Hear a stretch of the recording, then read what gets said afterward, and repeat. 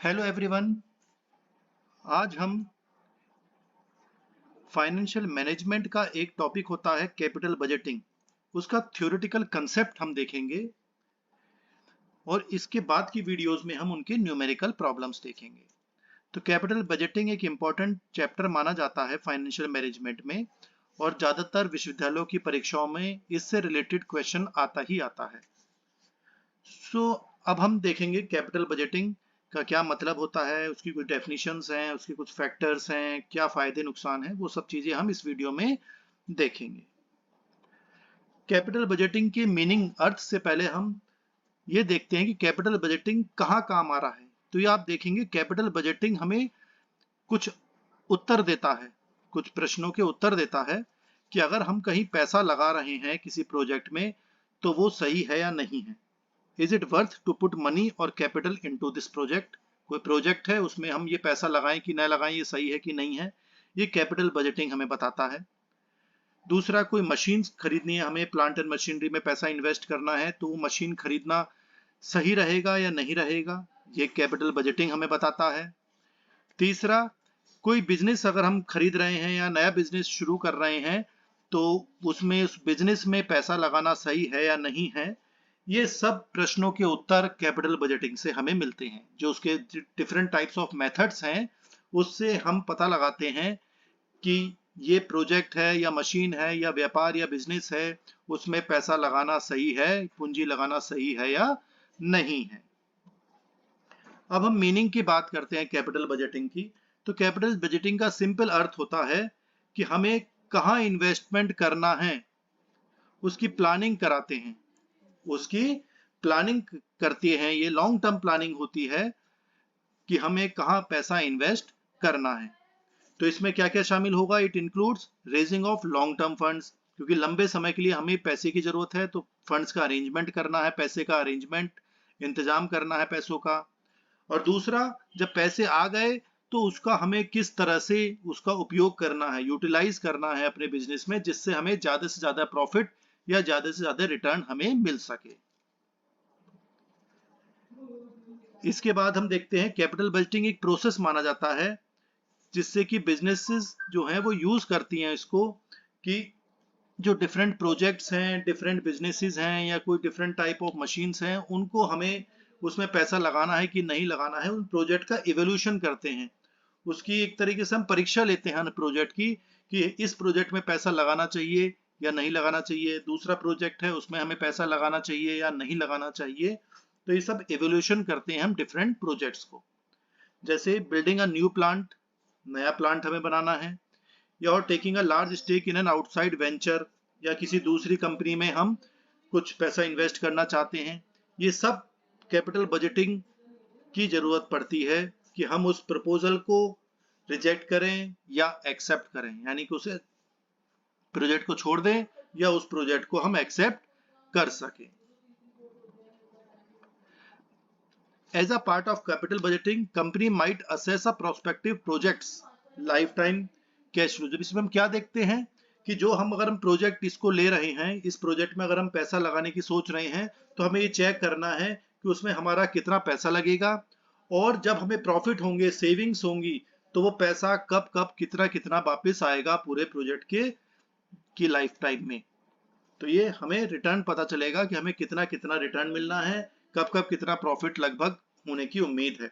100% तो हम अनुमान नहीं लगा सकते, लेकिन कैपिटल बजटिंग अगर हम सही तरीके से एनालिटिकली पूरी प्रॉपर एनालिसिस करेंगे तो हम कुछ हद तक आइडिया हमें मिल सकता है कि जो हमारा टारगेट है, जो हमने स्टैंडर्ड फिक्स करा है, जो हमने सोचा है, उसके हिसाब से हमें कितना रिटर्न मिलने की उम्मीद है।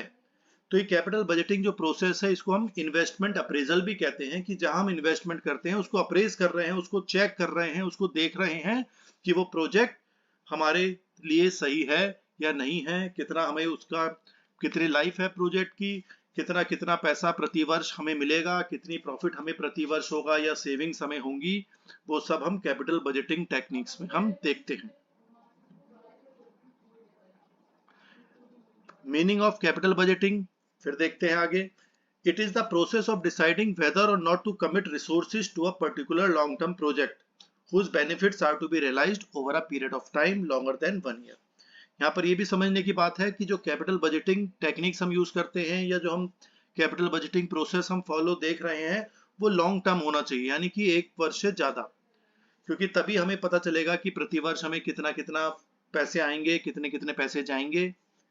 तो हम ये देखना है हमें कि हमें जो रिसोर्सेज अपने संसाधन लगाने हैं वो उस प्रोजेक्ट में लगाने चाहिए या नहीं लगाने चाहिए। Thus the system of capital budgeting is employed to evaluate long term expenditure decision which involves, देखिए इसमें क्या क्या इन्वॉल्व होगा, लॉन्ग टर्म है ये खर्चा, करंट आउटलेज यानी कितना करंट में इन्वेस्टमेंट हमें शुरू में इनिशियल इन्वेस्टमेंट करना पड़ेगा, और आने वाले वर्षों में हमें कितना कितना उसमें प्रॉफिट होगा, बेनिफिट्स हमें होंगे। ये सब कैपिटल बजटिंग में हमें देखना होता है।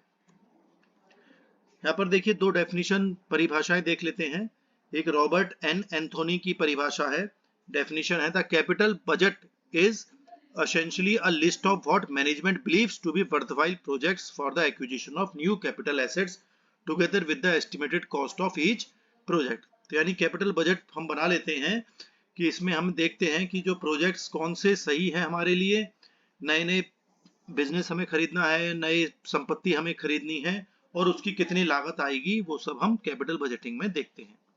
चार्ल्स टी हॉर्नग्रेन का भी डेफिनेशन दी गई है, इसमें बताया गया है कि ये लॉन्ग टर्म प्लानिंग है for making and financing proposed capital outlays. Capital outlays, outlays का मतलब इन्वेस्टमेंट को ही कहते हैं हम, कि हम जो कैपिटल इन्वेस्टमेंट कर रहे हैं, लॉन्ग टर्म जो हमारा इन्वेस्टमेंट है उसकी क्या प्लानिंग करनी है, किस तरह से उसका फाइनेंसिंग करनी है, कि इन्वेस्टमेंट कर रहे हैं तो पैसा कहाँ से आएगा और फिर समय के साथ साथ हमें कितना रिटर्न उस पर मिलेगा। ये दो डेफिनेशंस हमने देखी हैं। डेफिनेशंस याद करनी पड़ती हैं जिससे कि परीक्षाओं में आए तो हम वही डेफिनेशन लिख सकें। कुछ फीचर्स हम देख लेते हैं कैपिटल बजटिंग के, कुछ कैरेक्टरिस्टिक्स हैं, नेचर कह लीजिए या फीचर्स कह लीजिए। कैपिटल बजटिंग में देखिए क्या क्या होता है। Investment proposal for which the capital budgeting technique is to be applied should be of long term nature. Capital budgeting में देखिए पहली बात कि लॉन्ग टर्म होना चाहिए। शॉर्ट टर्म 1 वर्ष के अंदर वाला जो प्रोजेक्ट हम देखते हैं उसे हम कैपिटल बजटिंग नहीं कहेंगे, उस प्रोसेस को कैपिटल बजटिंग नहीं कहा जाएगा। कैपिटल बजटिंग तभी कहा जाएगा जब 1 वर्ष से ज्यादा हो, 5 वर्ष, 10 वर्ष, 3 वर्ष, जो भी वर्ष है, मतलब लॉन्ग टर्म नेचर का होना चाहिए, लंबे समय के लिए होना चाहिए प्रोजेक्ट। दूसरा point, proposed investment is to be made during the current period, यानी कि जो इन्वेस्टमेंट है वो तो हम करंट पीरियड में करेंगे, प्रेजेंट शुरू में करेंगे, इनिशियल मतलब स्टार्टिंग में ही करेंगे, लेकिन जो उसका रिटर्न मिलेगा हमें, जो पैसा हमने लगाया है उसका जो प्रॉफिट हमें मिलेगा या जो फायदा हमें मिलेगा वो लंबे समय तक रहेगा, कई वर्षों तक रहेगा। 10 साल का प्रोजेक्ट है, कोई मशीन हम खरीद रहे हैं, उसकी लाइफ 10 वर्ष तक है, मतलब 10 वर्ष तक वो मशीन चलेगी, तो 10 वर्ष तक हमें वो कितना फायदा देगी, कितना हमें प्रॉफिट देगी, वो हम देखेंगे। लेकिन मशीन तो पहली साल ही खरीद ली जाएगी, तो इन्वेस्टमेंट हम शुरू में करेंगे लेकिन उसका रिटर्न, उसका बेनिफिट हमें हर वर्ष प्रति वर्ष मिलता रहेगा। Third point, expenditure for the proposed investment and return from such investment should be measured in terms of cash flow, that is cash outflow and cash inflow।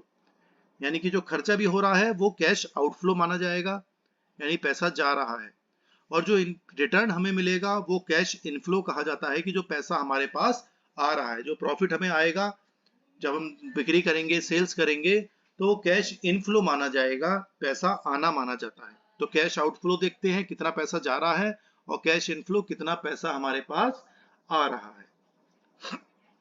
Fourth point, investment decision may be taken for a single project proposal or for 2 or more mutually exclusive project proposals। यहाँ पर जो हम investment decision लेंगे वो या तो हम single project का देखेंगे कि एक प्रोजेक्ट हम देख रहे हैं कि वो हमारे लिए सही है या नहीं है, जबकि और हम दूसरा ऑप्शन होता है कि म्यूचुअली एक्सक्लूसिव, कि हम कई प्रोजेक्ट देखेंगे कि अगर एक प्रोजेक्ट लेंगे तो दूसरे को हमें कैंसिल करना पड़ेगा, पहले को लेंगे तो दूसरा कैंसिल करना पड़ेगा, दूसरे को लेंगे तो पहला कैंसिल करना पड़ेगा, उसे हम म्यूचुअली एक्सक्लूसिव प्रोजेक्ट कहा करते हैं। तो हम कई प्रपोजल्स पे स्टडी करते हैं और जो प्रपोजल हमारे स्टैंडर्ड के हिसाब से रहेगा या जैसे हमारा हमने सोचा है हमारे टारगेट को पूरा करेगा, उस प्रपोजल को एक्सेप्ट कर लिया जाता है। Next point, fifth point, acceptance और rejection of an investment proposal should be based on the maximization of value of the firm. Firm की वेल्थ बढ़नी चाहिए, फर्म की वैल्यू बढ़नी चाहिए, तो उसी बेसिस पर हम प्रोजेक्ट को एक्सेप्ट करेंगे या रिजेक्ट कर देंगे। तो वही देखेंगे, एक्सेप्ट तभी करेंगे जब फर्म की वैल्यू बढ़ेगी, फर्म की कैपिटल बढ़ रही है, फर्म के प्रॉफिट्स बढ़ रहे हैं, रिजर्व्स बढ़ रहे हैं, तब हम उस प्रपोजल को एक्सेप्ट करते हैं, वरना रिजेक्ट कर देंगे।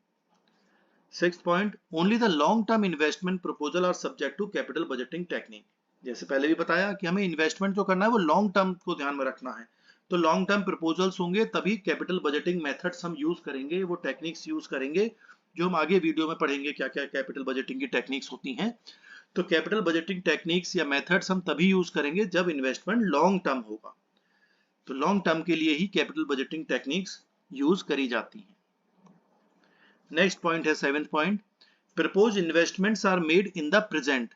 कैपिटल बजटिंग में क्या होगा कि जो इन्वेस्टमेंट हमें करना है वो शुरू में करना है, प्रेजेंट में, आज की तारीख में करना है, लेकिन रिटर्न जो है वो हमें समय के साथ साथ प्रति वर्ष हमें मिलता रहेगा। आने वाले वर्षों में हमें उसका रिटर्न, जो निवेश करा है हमने, जो इन्वेस्टमेंट करा है, उसका जो पैसा हमें मिलेगा, जो प्रॉफिट मिलेगा, जो रिटर्न मिलेगा, वो समय के साथ साथ आगे वर्षों में मिलता रहेगा। Next 8th point, while undertaking the exercise of capital budgeting in respect of an investment proposal, expenditure and projected return are measured in terms of cash flow। ये भी पहले जैसे हमने बताया कि जो इन्वेस्टमेंट प्रपोजल है, जो एक्सपेंडिचर हो गया हमारा खर्चा, वो कैश आउटफ्लो हो गया, और जो रिटर्न मिलेगा वो कैश इनफ्लो कहलाया जाता है।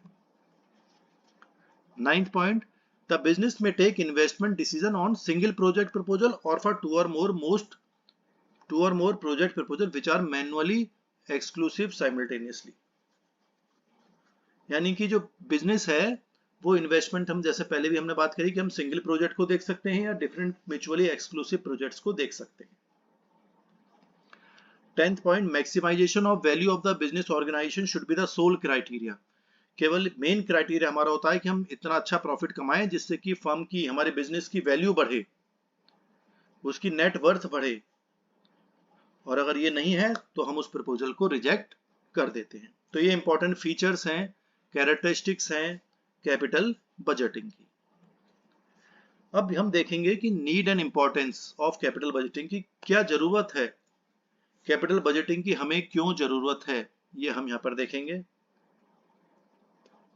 यहाँ पर देखेंगे कैपिटल बजटिंग जो है हमारा, वो एक इंस्ट्रूमेंट है कि जिससे हम मेजर कर सकते हैं, चेक कर सकते हैं the value of a project. Project को हम चेक कर सकते हैं कि हम ये प्रोजेक्ट हमारे हिसाब से सही है या नहीं है। तो इसके लिए हम जब कैपिटल बजटिंग मेथड यूज करेंगे तो वो हमें इवेल्यूट करेंगे हम कि अगर 4 प्रोजेक्ट हैं या 5 प्रोजेक्ट हम हैं या 5 ऑप्शन है हमारे पास कि कौन सा प्रोजेक्ट हमें करना चाहिए, तो हम पांचों को इवेल्युएट करेंगे, चेक करेंगे, देखेंगे, एनालिसिस करेंगे, और फिर उनको हम रैंक देते हैं कि पहले नंबर पे ये सही है, दूसरे नंबर पे ये सही है, तीसरे नंबर पे ये, चौथे पे ये और पांचवे पे ये। तो पांचों प्रपोजल्स को हम, प्रोजेक्ट्स को हम रैंक देते हैं 1 2 3 4 5, और तब हम देखते हैं कि जिसका हमारे टारगेट के हिसाब से, अगर जो फर्स्ट नंबर पे होगा उस प्रोजेक्ट को हम एक्सेप्ट करेंगे और बाकी 4 प्रोजेक्ट को हम रिजेक्ट कर देंगे। जैसे इन्वेस्टर्स होते हैं, जो निवेशक होते हैं, वो भी देखेंगे, कैपिटल बजटिंग टेक्निक यूज कर सकते हैं कि वो कहाँ इन्वेस्ट करना चाहते हैं, और जहां पर उनका इन्वेस्टमेंट लगे कि हमारा सही जगह इन्वेस्ट हो रहा है, हमें रिटर्न अच्छा मिलेगा, तो वहां पर वो इन्वेस्ट कर देते हैं। तो ये सब एनालिसिस हम कैपिटल बजटिंग मेथड्स के द्वारा ही कर पाते हैं।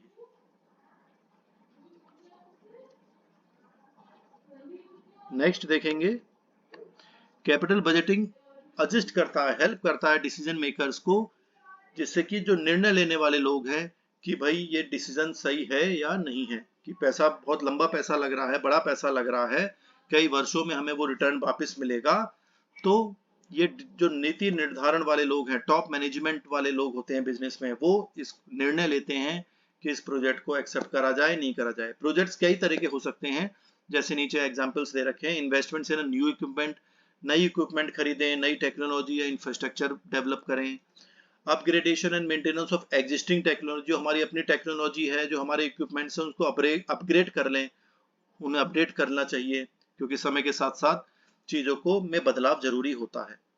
Then renovation of existing infrastructure, हमारा इंफ्रास्ट्रक्चर पूरा बिल्डिंग, प्लांट, मशीन सब बने हुए हैं, उन्हें रिनोवेट करना है। डेवलपमेंट ऑफ न्यू प्रोडक्ट्स हैं, नए नए प्रोडक्ट्स हमें बनाने हैं, तो उसका भी एनालिसिस करना है कि ये प्रोडक्ट्स आगे जाके सही बिक पाएंगे कि नहीं बिक पाएंगे, क्या मार्केट उनका रहेगा। Then establishing a new market, business हमारा एक जगह बढ़ रहा है, हम एक राज्य में काम कर रहे हैं, हम एक राज्य में अपना सामान बेच रहे हैं या एक देश में सामान बेच रहे हैं, तो हम नए मार्केट में जाना चाहते हैं कि अन्य राज्यों में भी जाएं, हम अन्य देशों में भी हम जाएं, एक्सपोर्ट करें सामान, तो उसका भी हम, क्योंकि एक्सपेंसेस होंगे, खर्चे होंगे, तो उसका भी हम न्यू मार्केट का भी कंसेप्ट देखते हैं कि नए मार्केट में जाना हमारे लिए फायदे की बात है या नहीं है। तो ये सब कैपिटल बजटिंग टेक्निक्स हमें बताती हैं। थर्ड पॉइंट है कि जब कंपनी परस्यू करती है तो कैपिटल बजटिंग इन्वेस्टमेंट करना चाहती है, तो कैपिटल बजटिंग हमें बताती है कि कितना बजट रहेगा, कितना कॉस्ट हमें मेंटेन करनी है, कितनी कॉस्ट हमें आएगी, कितना टाइमलाइन रहेगा प्रोजेक्ट का, कि वो प्रोजेक्ट 10 वर्ष का है कि 15 वर्ष का है, कितना रिटर्न हमें मिलेगा, कितना बेनिफिट या प्रॉफिट हमें होगा, और वो प्रोजेक्ट हमारे कैपिटल इन्वेस्टमेंट के हिसाब से हमें फायदा देगा कि नहीं देगा। तो company different capital budgeting techniques use करती हैं टू ट्रैक द डेवलपमेंट। जब प्रोजेक्ट शुरू हो जाता है तो फिर हम देखते रहते हैं, एनालिसिस करते रहते हैं कि प्रोजेक्ट जो है जैसे हमने सोचा था बिल्कुल वैसे ही चल रहा है या नहीं चल रहा है, जैसा हमने सोचा था कि प्रॉफिट्स होंगे उतने प्रॉफिट हमें हो रहे हैं या नहीं हो रहे हैं। तो फ्यूचर के बारे में भी, फ्यूचर में क्या ग्रोथ होगी, कितनी लागत आएगी, ये सब चीजें हम कैपिटल बजटिंग टेक्निक्स में देखा करते हैं। तो ये सब इंपॉर्टेंस है, इनका महत्व है कैपिटल बजटिंग का। अब हम स्टेजेस की बात करते हैं। स्टेजेस में पहला क्या स्टेप है, दूसरा क्या है, तीसरा क्या है, चौथा क्या है, पांचवा स्टेप क्या है। देखिए पहला स्टेज है हमारा कि पहले प्रपोजल आएगा हमारे पास, प्रपोजल हम लेंगे of new project that the company can pursue. क्यों हमारा कंपनी है वो क्या नया प्रोजेक्ट लाना चाहती है, तो प्रपोजल्स पहले, सबसे पहले प्रपोजल आएंगे, उनकी स्टडी करी जाएगी, वो सेकंड स्टेज में हम देखेंगे। The second stage of capital budgeting is concern with estimating the cash flow of the project. हम एस्टिमेट करेंगे कितना कैश फ्लो होगा, कितना पैसा जाएगा और कितना पैसा प्रति वर्ष हमारे पास आएगा। तो जो पेमेंट्स होते हैं वो एक्सपेंसेस होते हैं, वो आउटफ्लो माने जाएंगे, और जो हमें रेवेन्यू मिलेगा, पैसा आएगा, वो कैश इनफ्लो कहलाया जाएगा। नीचे देखेंगे थर्ड पॉइंट है after the proposal of potential projects and the prediction of cash flow. जब हमने कैश फ्लो देख लिया कि कितना पैसा आएगा, कितना पैसा जाएगा, तब हम थर्ड स्टेज में जाएंगे और फिर मैनेजर्स एग्जामिन करेंगे कि ये सब चीजें प्रैक्टिकली पॉसिबल है कि नहीं है, कि द प्रोजेक्ट्स जो है इफ दे आर प्रैक्टिकल। क्योंकि हमने अपने ऑफिस में बैठकर ही सब कुछ प्लान बना लिया, एसी रूम में बैठे हुए हैं मैनेजर्स और सबने बना लिया हिसाब किताब, ऐसा नहीं होगा। ग्राउंड रियलिटी भी देखी जाएगी, मार्केट देखा जाएगा कि हमें अपना बिजनेस किस मार्केट में करना है, किस देश में करना है, किस राज्य में करना है।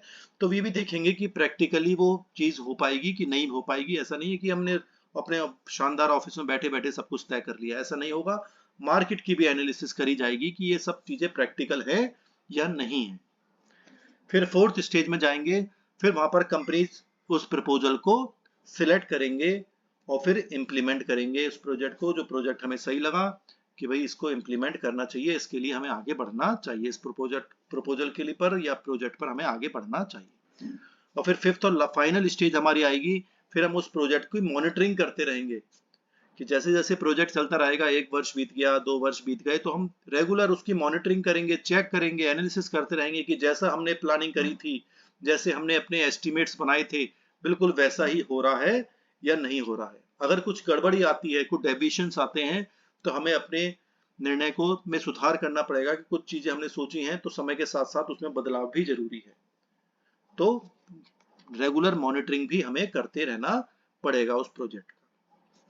तो ये इस तरह की हमारी स्टेजेस हैं कैपिटल बजटिंग।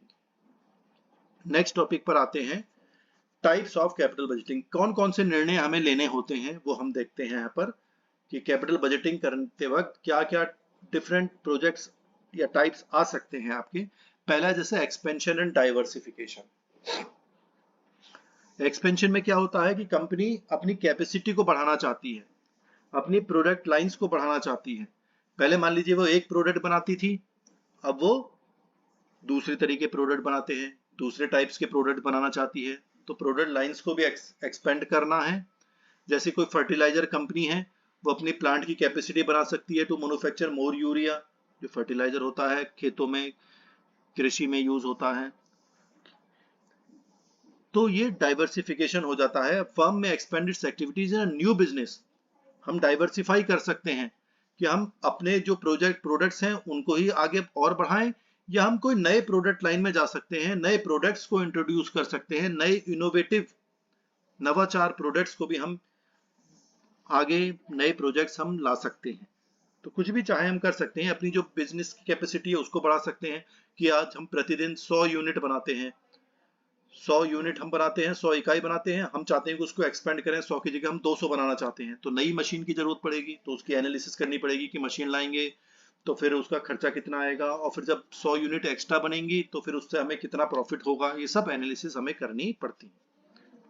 जैसे नीचे एग्जांपल दे रखा है, if a packaging manufacturing company, कोई पैकेजिंग कंपनी है, manufacturing company invest in new plant and machinery to produce ball bearings which the firm has not produced manufactured before। कुछ ball bearing बनाना चाहते हैं, पहियों वगैरह में यूज होते हैं, तो पहले ऐसा अगर नहीं करा है तो ये डाइवर्सिफिकेशन कहलाया जाता है। Sometimes a company acquires existing firms to expand its business। कभी कभी हम दूसरी कंपनियों को खरीद लेते हैं तो हमारा अपना भी बिजनेस बढ़ जाएगा। तो इस तरह के ये एक्सपेंशन डाइवर्सिफिकेशन कहलाए जाते हैं कि हम एग्जिस्टिंग प्रोडक्ट्स में जा सकते हैं या नए प्रोडक्ट्स में भी जा सकते हैं। दूसरा पॉइंट है रिप्लेसमेंट एंड मॉडर्नाइजेशन, कि हम पुरानी, अगर हमारी कोई चीज हो जाती है, मशीन्स पुरानी हो जाती हैं, तो हमें रिप्लेसमेंट भी करना होता है, तो जिससे कि हमारी एफिशिएंसी, ऑपरेशनल एक्टिविटीज अच्छी हो सके, ऑपरेटिंग एफिशिएंसी अच्छी हो। तो हम अगर पुरानी चीज मशीन हो गई है तो हम क्या करें, उसको रिप्लेस कर दें, जिससे कि लागत भी कम आएगी, और जब लागत कम आएगी तो फिर प्रॉफिट, जाहिर सी बात है प्रॉफिट भी बढ़ेगा। चाहे हमारा रेवेन्यू सेम रहे, बिक्री बराबर हो, वही हो रही है, लेकिन अगर लागत कम हो रही है तो जाहिर सी बात है लाभ कंपनी का बढ़ेगा। तो हमारी जो संपत्ति होती है, मशीनरी है, वो सब पुरानी हो जाती हैं, नई नई टेक्नोलॉजी आ रही है तो उसमें वो फिट नहीं बैठती है, तो हमें नई टेक्नोलॉजी के हिसाब से उसे अपडेट करना जरूरी होता है, रिप्लेस करना है, मॉडर्नाइज करना है, तो वो सब कैपिटल बजटिंग डिसीजंस में लिया जाता है। जैसे कि एग्जांपल ले रखा है, cement company changing from semi automatic drying equipment to fully automatic drying equipment. उनके पास पहले मशीन थी सेमी ऑटोमेटिक, अब वो फुली ऑटोमेटिक मशीन लेना चाहती है, तो ये रिप्लेसमेंट हो गया। तो इससे क्या होगा कि रिड्यूस हो जाएंगी, खर्चा हमारा कम हो जाएगा। रिप्लेसमेंट डिसीजंस हैं, खर्चा कुछ हो सकता है कि शुरू में बढ़ेगा, निवेश करना पड़ेगा, लेकिन जो ऑपरेशनल लागत है वो कम हो सकती है, तो कंपनी का लाभ भी बढ़ जाएगा। तीसरा है म्यूचुअली एक्सक्लूसिव इन्वेस्टमेंट्स। ये भी हम देखते हैं, they serve the same purpose and compete with each other. 4 project हमने देखे, तो चारों प्रोजेक्ट बढ़िया हैं, बराबर हैं, एक दूसरे को कंपटीशन दे रहे हैं, लेकिन अगर हम एक इन्वेस्टमेंट में लगाएंगे, एक प्रोजेक्ट को चूज करेंगे, तो बाकी 3 को हमें छोड़ना पड़ेगा। तो कंपनी में either use a more labour intensive, जैसे एग्जांपल लिया कि जो लेबर इंटेंसिव टेक्निक्स यूज हम करना चाहते हैं, कि जहां पर लेबर की ज्यादा, मजदूरी की ज्यादा जरूरत पड़ेगी, या सेमी ऑटोमेटिक मशीन हम लेना चाहते हैं, या 100% फुली ऑटोमेटिक कैपिटल इंटेंसिव चाहते हैं, हाईली ऑटोमेटिक मशीन खरीदना चाहते हैं। तो अगर हम सेमी ऑटोमेटिक खरीदेंगे तो बाकी रह जाएंगी, ऑटोमेटिक रह जाएगी। अगर हम ऑटोमेटिक मशीन को चूज करते हैं तो सेमी ऑटोमेटिक रह जाएगी। तो म्यूचुअली एक्सक्लूसिव इन्वेस्टमेंट वही होते हैं कि अगर हमने एक इन्वेस्टमेंट को एक जगह निवेश कर रहे हैं तो बाकी हमें छोड़ना पड़ता है। फोर्थ पॉइंट है इंडिपेंडेंट इन्वेस्टमेंट्स। यहाँ पर भी कैपिटल बजटिंग की जरूरत पड़ती है। यहाँ पर कंपटीशन एक दूसरे का नहीं है, यहाँ पर एक चीज ले लीजिए, दूसरी से कोई मतलब नहीं है उसका। जैसे a heavy engineering company may be considering expansion of its plant capacity to manufacture additional excavators and addition of new production facilities to manufacture a new product light commercial vehicles। अब देखिए बिल्कुल दोनों अलग बातें हो गई। कोई हैवी इंजीनियरिंग कंपनी है, वो सोच रही है कि हमें प्लांट कैपेसिटी बनानी है, हमें एक्सकेवेटर्स इक्विपमेंट्स होते हैं वो बनाएं, और हम साथ में चाहते हैं कि हम कोई कमर्शियल व्हीकल्स बनाने लगे, जैसे कि ये ट्रक वगैरह बनाने लगे। तो दोनों अलग बातें हैं, एक दूसरे से कोई मतलब नहीं है। तो प्रॉफिटेबिलिटी के हिसाब से कंपनी दोनों चाहे तो दोनों प्रोजेक्ट को एक्सेप्ट कर सकती है कि भाई हम अपना जो एग्जिस्टिंग है उसे भी देखते रहेंगे, उसमें बढ़ा लेते हैं कैपेसिटी, और एक नया प्लांट खोल लेते हैं जो अलग तरह की एक्टिविटी, अलग तरह के प्रोडक्ट्स बनाएगी। तो ऐसा नहीं है कि एक को चूज कर ले तो दूसरे को मना करना है, ऐसा नहीं है। दोनों अलग बातें हैं, और दोनों को कंपनी के पास अगर पैसा है तो दोनों को में निवेश कर सकती है। तो ये इंडिपेंडेंट इन्वेस्टमेंट से कि वो अलग इन्वेस्टमेंट है, ये अलग इन्वेस्टमेंट है। ऐसा नहीं कि एक इन्वेस्टमेंट लेंगे तो दूसरा छोड़ना पड़ेगा, ऐसा नहीं। यहाँ पे दोनों इन्वेस्टमेंट वो में पैसा लगाया जा सकता है। Next point, contingent investments. कभी कभी ऐसा होता है कि हमें एक इन्वेस्टमेंट अगर हम चूज कर रहे हैं तो हमें बाकी इन्वेस्टमेंट्स भी मजबूरी में करने पड़ते हैं। जैसे कंपनी कोई बिल्डिंग या फैक्ट्री बनाना चाहती है कुछ रिमोट एरिया में या बैकवर्ड एरिया में, जहां पर कोई संसाधन नहीं है, कहीं बिल्कुल गांव है, कहीं रेगिस्तान है मान लीजिए, तो वहां पर वो कोई प्लांट बनाना चाहती है, फैक्ट्री बनाना चाहती है, आसपास कुछ भी नहीं है, तो अब लेकिन अब वहां तो इन्वेस्टमेंट करेगी, लेकिन उसे उसे साथ में वहां पर घर बनाने पड़ेंगे, सड़कें बनानी पड़ेंगी, स्कूल्स, कॉलेजेस, हॉस्पिटल्स बनाने पड़ेंगे, जिससे कि वहां पर हम लेबर को अट्रैक्ट कर सके। जो एग्जीक्यूटिव्स हैं, जो ह्यूमन रिसोर्स है, हमारा मानव संसाधन है, जो मजदूरी करेंगे, जो जो नौकरी करेंगे लोग, उनको अट्रैक्ट करेंगे। अट्रैक्ट कैसे करेंगे? जब वहां पे फैसिलिटीज आप देंगे। तो आपको फैक्ट्री तो बनानी है, लेकिन उसके साथ साथ बाकी फैसिलिटीज भी आपको करनी पड़ेंगी, तो उन फैसिलिटीज के लिए भी आपको इन्वेस्टमेंट करना पड़ेगा। तो जो फैक्ट्री का खर्चा है प्लस बाकी संसाधन, आपको जो रिसोर्सेज भी इकट्ठे करने हैं, स्कूल खोलना है, मार्केट बनानी है, सड़कें बनानी है, ये सब चीजें, ट्रांसपोर्ट फैसिलिटी का अरेंजमेंट करना है, तो वो भी निवेश का ही पार्ट माना जाएगा। नेक्स्ट है रिसर्च एंड डेवलपमेंट प्रोजेक्ट्स। पहले बहुत पुराने जमाने में रिसर्च एंड डेवलपमेंट पे बहुत ज्यादा शोध या विकास पे ज्यादा पैसा खर्च नहीं करा जाता था, लेकिन अब समय के साथ साथ रिसर्च एंड डेवलपमेंट पूरा अलग डिपार्टमेंट हो गया है, तो उस वहां पर भी हमें बहुत सारा पैसा इन्वेस्ट करना पड़ता है। नई नई चीजें, नए नए प्रोजेक्ट्स बनाने हैं, नए नए प्रोडक्ट उत्पाद बनाने हैं, तो उनकी रिसर्च चलती रहती है कि भाई नए प्रोडक्ट बने। जैसे आपने देखा होगा कोविड के समय जब कोरोना वायरस आया, तो रिसर्च एंड डेवलपमेंट बहुत हुआ कि किस तरह से हम उसकी वैक्सीन बनाएं। तो रिसर्च एंड डेवलपमेंट कहा जाता है कि जो वैक्सीन बनाई गई वो एक तरह से रिसर्च एंड डेवलपमेंट का पार्ट है। तो वहां पर मैनेजरियल जजमेंट लेना पड़ेगा, बहुत सारे टेक्निक्स होती हैं, डिसीजन ट्री एनालिसिस होती हैं, ये सब चीजें होती हैं, तो वो सब चीजें देखनी पड़ती हैं। डिफरेंट टेक्निक्स की हेल्प से हम नए नए प्रोडक्ट्स को डेवलप करते हैं। नेक्स्ट 7th पॉइंट है मिसलिनियस प्रोजेक्ट्स।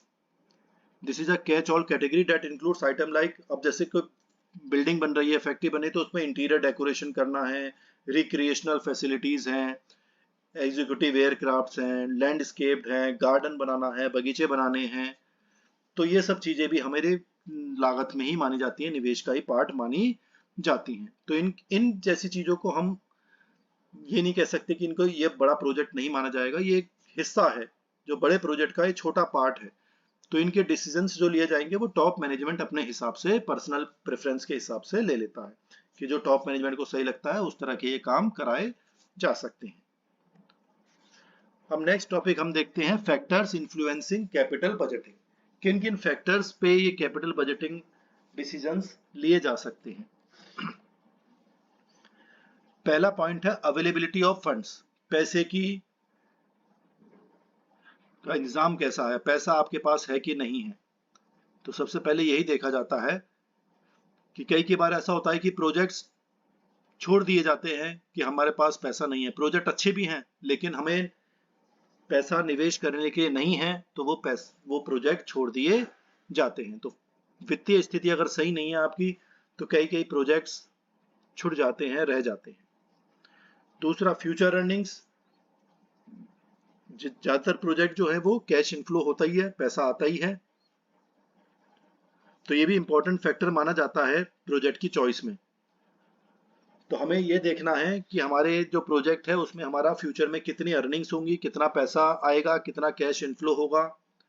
अब हर प्रोजेक्ट का अलग अलग कैश इनफ्लो होता है, तो वो समय के साथ साथ बदलता भी रहता है। जैसे हम सोचते हैं कि अब प्रतिवर्ष हमें 20,000 रुपए का प्रॉफिट होगा, लेकिन जरूरी नहीं है कि प्रतिवर्ष 20,000 का ही हो, किसी वर्ष 15 का भी हो सकता है, किसी वर्ष 25-30 हजार का भी हो सकता है। तो एडिशनल रेवेन्यू कितना, नया प्रोजेक्ट हम लगा रहे हैं तो उसमें एडिशनल रेवेन्यू, एडिशनल पैसा कितना आएगा, ये सब की एनालिसिस हमें करनी पड़ती है। थर्ड है डिग्री ऑफ अनसर्टेनिटी और रिस्क। अनसर्टेनिटी और रिस्क तो हमेशा रहता है। आप क्या रिस्क आपके प्रोजेक्ट में हो सकता है, बहुत सी बातें हम नहीं पता लगा सकते। समय के साथ साथ चीजें बदल जाती हैं। हर कोई भी आप अगर कहीं पैसा इन्वेस्ट कर रहे हैं तो रिस्क तो वहां पर होता ही होता है, और वो शुरू में आप 100% रिस्क एनालाइज नहीं कर सकते। कहीं हमने पैसा निवेश करा, वो पता लगा कंपनी डूब गई, कंपनी के जो ओनर्स हैं उनकी डेथ हो गई मान लीजिए, या कंपनी के बड़े मैनेजर्स थे वो छोड़कर चले गए तो कंपनी को नुकसान हो गया। तो ऐसी बहुत सारे रिस्क हो सकते हैं जिनके बारे में हम पहले से पता नहीं लगा सकते। चौथा है लीगल कंपल्सन।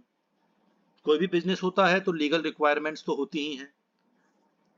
हर जो हमारे इंडस्ट्रियल लॉ हैं, जो इंडस्ट्री से रिलेटेड बहुत सारे लॉज हैं, इंडस्ट्रियल डिस्प्यूट एक्ट है, फैक्ट्रीज एक्ट है, ट्रेड यूनियन एक्ट है, payment of wages, payment of bonus, बहुत सारे हमारे इंडस्ट्रियल लॉ हैं। तो उनकी भी जो रिक्वायरमेंट्स हैं वो भी हमें पूरी करनी पड़ती हैं। सब फैक्ट्री में बहुत सारे मेजर्स होते हैं, सेफ्टी मेजर्स रखते हैं कि मजदूरों को कोई नुकसान ना हो, तो उनकी सेफ्टी का ध्यान रखना है। फिर यूरो इमिशन नॉर्म्स चल रहे हैं आजकल फैक्ट्रियों में, वो देखना होता है। तो बहुत सारी लीगल कंपल्सन्स हैं जो प्रोजेक्ट में आपको पूरी करनी पड़ती। नेक्स्ट पॉइंट है अर्जेंसी। कई बार ऐसा होता है कि कुछ प्रोजेक्ट्स हमें बिना सोचे समझे जबरदस्ती लेने पड़ जाते हैं, बहुत जरूरत हो जाती है समय के साथ साथ, तो वो हमारी मजबूरी हो जाती है। पता लगा कि कोई कॉम्पिटिटर है हमारा, वो कुछ एडिशन कर रहा है अपने में, अपनी फैक्ट्री में, या कुछ कि अच्छे से अच्छा प्रोडक्ट बना सके, तो वैसा ही हमें भी करना पड़ेगा, वैसा ही करना पड़ेगा और उससे अच्छा करना पड़ेगा। तो बहुत कभी कभी मजबूरी हो जाती है हमारी कि हमें भी कॉम्पिटिटर्स जो हमारे प्रतियोगी हैं, जो प्रतियोगी हैं हमारे, वो जैसा कर रहे हैं उनकी तरह हमें भी कुछ ना कुछ एक्स्ट्रा करते रहना पड़ेगा, जिससे कि हम अपनी मार्केट को बचा सकें, कि जो हम और अपनी मार्केट को बढ़ा सकें। तो हमें प्रायोरिटी बेसिस पर बहुत सारे प्रपोजल्स एक्सेप्ट करने पड़ते हैं, चाहे वो पैसे पहले हमने सोचे या ना सोचे हों। Therefore, projects may be prioritized and the policy of one size fits all needs to be abandoned. कि वन साइज फिट्स ऑल की एक ही साइज पर सब चीजें फिट हो जाएंगी, ऐसा पॉसिबल नहीं है। समय के साथ साथ हमें अपने बिजनेस में बदलाव लाना पड़ता है, जैसे प्रतियोगी हमारे कर रहे हैं, कभी कभी वैसा हमें भी करना पड़ता है। नेक्स्ट पॉइंट है रिसर्च एंड डेवलपमेंट प्रोजेक्ट्स।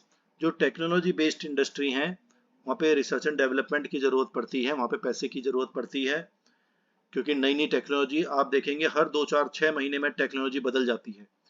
तो उसके लिए आपको शोध और विकास करना है, रिसर्च एंड डेवलपमेंट करना है, जिससे कि वो मार्केट में खड़े रह सकें, मार्केट में अपना प्रोडक्ट सही से बेच सकें। और अगर आप शोध नहीं करेंगे, रिसर्च नहीं करेंगे, नए नए प्रोडक्ट्स मार्केट में नहीं लाएंगे, तो फिर आप मार्केट से आउट हो जाएंगे, आपके जो प्रतियोगी हैं वो आगे निकल जाएंगे और आप पीछे रह जाएंगे। ऑब्सोलेसेंस। ऑब्सोलेंस का मतलब होता है कि जो मशीनें हमारी बेकार हो जाती हैं। कई बार मशीन की लाइफ होती है 10 वर्ष मशीन की लाइफ है, वो बेकार हो गई।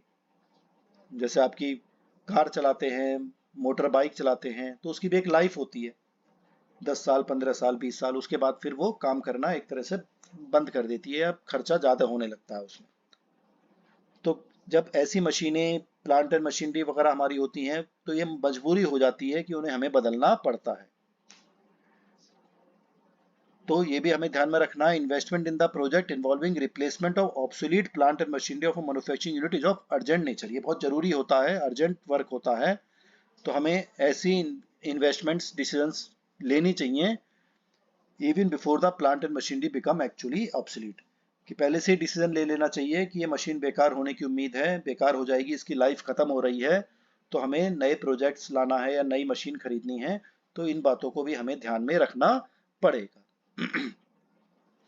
इंटीग्रल फैक्टर्स, कुछ अदर फैक्टर्स भी होते हैं, जैसे फर्म की प्रेस्टीज है, फर्म की गुडविल है, मजदूरों का जो हमारे लोग काम करते हैं उनकी संतुष्टि है, सोशल वेलफेयर है, ये भी कैपिटल एक्सपेंडिचर में इंपॉर्टेंट रोल प्ले करते हैं। ये इमोशनल फैक्टर्स माने जाते हैं कि इनका भी ध्यान रखा जाता है। तो हमें जो भी हम निवेश कर रहे हैं उसमें हमें अपने मजदूरों का भी ख्याल रखना है कि उनको कोई नुकसान ना हो, उनका मनोरंजन भी होता रहे, वो अपने काम में मेहनत से काम करें, अपने काम जो भी काम उन्हें करना है, तो उनका वेलफेयर स्कीम्स, स्वास्थ्य की से रिलेटेड उनकी रेगुलर चेकअप्स वगैरह होते रहते हैं कि नहीं होते हैं, उनकी वेलफेयर, उनका पढ़ाई लिखाई या उनका डेवलपमेंट होना है या उनके बच्चों की पढ़ाई लिखाई होनी है, इन सब बातों का भी बिजनेस को ध्यान में रखना पड़ता है। नेक्स्ट 9 पॉइंट है कॉम्पिटिटर्स एक्टिविटीज भी हमें देखनी होती हैं कि जो प्रतियोगी हैं हमारे वो क्या क्या कर रहे हैं। तो जैसे मैंने पहले बताया कि जैसे वो कर रहे हैं वैसा हमें भी करना पड़ता है कि अगर हमें मार्केट में खड़े रहना है, मार्केट में रहना है तो ये मजबूरी हो जाती है हमें कि वही सिमिलर एक्टिविटीज हमें भी करनी पड़ती हैं जैसे हमारे कॉम्पिटिटर कर रहे हैं। और 10th पॉइंट है compliance with statutory provisions. Statutory provisions हमारे होते हैं कि जो कानून, बहुत सारे जब फैक्ट्री बनाई जाती है तो बहुत सारे कानून लगते हैं उस पर। इंडस्ट्रियल लॉज तो अलग लगते ही हैं और बाकी कानून भी हमारे लगते हैं। सामान बेच रहे हैं तो सेल ऑफ गुड्स एक्ट लगेगा, कुछ कॉन्ट्रैक्ट कर रहे हैं कॉन्ट्रैक्ट, इंडियन कॉन्ट्रैक्ट एक्ट लगेगा, तो बहुत सारे कानून हमारे लगते हैं। तो उनके सारी प्रोविजंस भी हमें ध्यान में रखनी पड़ती हैं और उसके हिसाब से ही हमें निवेश अपना करना पड़ेगा। तो ये डिफरेंट फैक्टर्स हैं जो कैपिटल बजटिंग डिसीजंस लेते वक्त हमें ध्यान में रखने पड़ते हैं। अब हम लास्ट में देखते हैं कि क्या डिफिकल्टीज आती हैं, क्या परेशानी आती हैं कैपिटल बजटिंग करते वक्त। कि हमने फ्यूचर में, पहला पॉइंट है देखिए फ्यूचर अनसर्टेनिटी। ये बड़ी समस्या है कि हम आगे के सोच रहे हैं कि आगे हमें प्रतिवर्ष इतना इतना रुपया हमें प्राप्त होगा, इतनी इतनी हमें प्रॉफिट होगा, इतनी इतनी बचत होगी, लेकिन फ्यूचर तो अनसर्टेन है, भविष्य का कुछ पता नहीं है क्या हो जाए। हम कितनी भी एनालिसिस कर लें, कितना बढ़िया कर लें, लेकिन 100% हम करेक्ट नहीं हो सकते। तो जो फाइनेंस मैनेजर है वो, उसे प्रॉपर एनालिसिस करनी पड़ेगी, एनालिटिकल होना पड़ेगा कि अनसर्टेनिटी तो है लेकिन कितनी कम अनसर्टेनिटी हम कर सकते हैं, रिस्क है लेकिन कितना रिस्क हम कम कर सकते हैं, यही काबिलियत होती है फाइनेंशियल मैनेजर की। तो जितने भी आप कोशिश कर लें, कुछ गड़बड़ी हो सकती है, कहीं कुछ गड़बड़ हो सकता है। तो इस अनसर्टेनिटी की वजह से कैश आउटफ्लो, कैश इनफ्लो बदल सकते हैं। तो उन्हें, जो भी फाइनेंशियल मैनेजर्स हैं जो इन सब कैपिटल बजटिंग टेक्निक्स को देख रहे हैं, उन्हें बहुत ही टेक्निकल, साइंटिफिक होना पड़ेगा, एनालिटिकल होना पड़ेगा। उनकी conceptual skills, analytical skills, technical skills बहुत अच्छी होनी चाहिए कि वो कैपिटल बजटिंग करते वक्त प्रपोजल जो है, वो प्रोजेक्ट है, उसकी एक एक बारीकी तक तक उसके अंदर तक प्रोजेक्ट में घुसना पड़ेगा, बहुत ही बारीकी से उसकी छानबीन करनी पड़ेगी, तब हम थोड़ी अनसर्टेनिटी को कम कर सकते हैं। नेक्स्ट है टाइम एलिमेंट। समय का भी ये बड़ा प्रॉब्लम होती है। यहाँ पे क्या परेशानी आती है, जितना लंबे समय होता है प्रोजेक्ट का उतनी ही अनसर्टेनिटी बढ़ जाती है। अगर हमें 1 वर्ष का पता लगाना है तो 1 वर्ष में हम ज्यादा सही तरीके से पता लगा सकते हैं, लेकिन अगले 5 वर्ष का पता लगाना है तो 5 वर्ष बाद क्या होगा, क्या कुछ कानून बदल जाएंगे, गवर्नमेंट बदल जाती हैं, उनकी रूल्स रेगुलेशंस पॉलिसीज बदल जाती हैं, उसका इफेक्ट हमारी कंपनी पे क्या पड़ेगा। समय के साथ साथ नए नए प्रोडक्ट्स आ जाते हैं, अगर हम उन हिसाब से बदलाव नहीं करते जाएंगे तो हमारी कंपनी कहीं नहीं टिक पाएगी। तो फ्यूचर में क्या होने वाला है, जितना लंबा, क्योंकि कैपिटल बजटिंग टेक्निक्स हम यूज करते हैं लॉन्ग टर्म प्रोजेक्ट के लिए, लंबे समय के लिए, और जितना लंबा समय होगा उतनी ही अनसर्टेनिटी बढ़ती रहेगी। तो पैसा तो, इन्वेस्टमेंट तो शुरू में लग गया, लेकिन जो बेनिफिट है वो अनसर्टेन है कि अगले वर्ष हमें कितना प्रॉफिट होगा। हमने आइडिया तो लगा लिया लेकिन बिल्कुल 100% उतना ही मिलेगा, इसकी कोई गारंटी नहीं होती है। तो इसलिए कॉस्ट और बेनिफिट बहुत ही सोच समझ के हमें करना पड़ेगा। तो अनसर्टेनिटी ज्यादा होगी अगर प्रपोजल ज्यादा लंबा होगा, प्रपोजल छोटा होगा, जो प्रोजेक्ट है वो 2 वर्ष का है या 3 वर्ष का है तो अनसर्टेनिटी थोड़ी कम होगी, और प्रोजेक्ट 10 वर्ष का है, 15 वर्ष का है तो अनसर्टेनिटी ज्यादा होगी, तो रिस्क भी उस समय हिसाब से ज्यादा हो। थर्ड पॉइंट है मेजरमेंट प्रॉब्लम। ये भी समस्या आती है फाइनेंस मैनेजर को कि कितना कॉस्ट और कितना बेनिफिट होगा उसे हम किस तरह से मेजर करें। जैसे the new product propose to be launched by a firm में रिजल्ट इन इंक्रीज और decrease in sales of other products already being sold by the same firm, but by how much, this is very difficult to ascertain। ये बहुत समझने की बात है कि हम नया प्रोजेक्ट बना रहे हैं, नया प्रोडक्ट हम लेकर आ रहे हैं, तो नए प्रोडक्ट की सेल बढ़ेगी, जाहिर सी बात है, कोई अच्छा प्रोडक्ट लाएंगे तो सेल बढ़ेगी, लेकिन उसके चक्कर में हमारे पुराने प्रोडक्ट की सेल कम हो रही है, हो सकता है कि कम हो जाए। तो कितनी कम होगी ये आज हम तय नहीं कर सकते, आज हम एनालाइज नहीं कर सकते, ये तो समय के साथ ही पता चलेगा।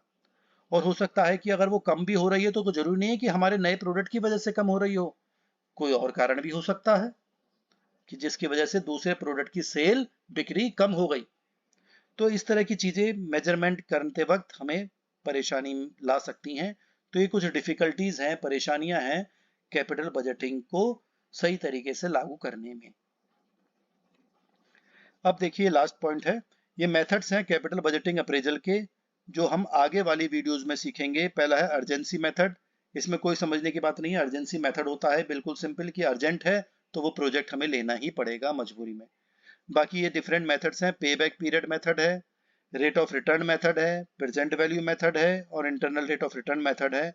ये हम जितने भी मेथड्स हैं पे बैक पीरियड से लेकर और इंटरनल रेट ऑफ रिटर्न तक, इनको हम अलग अलग वीडियोस में इनके न्यूमेरिकल प्रॉब्लम सीखेंगे, इनके कंसेप्ट को समझेंगे और फिर इनके सवाल जवाब भी हम इसमें करेंगे। यहाँ तक अगर आपको कोई समस्या है तो आप कमेंट बॉक्स में लिख दीजिएगा। इस वीडियो को बार बार देखें तो जिससे कि आपको ये कंसेप्ट थोड़ा समझ में आए।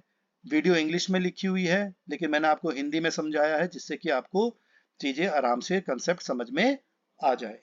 फिर भी कोई समस्या हो तो आप कमेंट बॉक्स में लिख दीजिएगा। Thank you.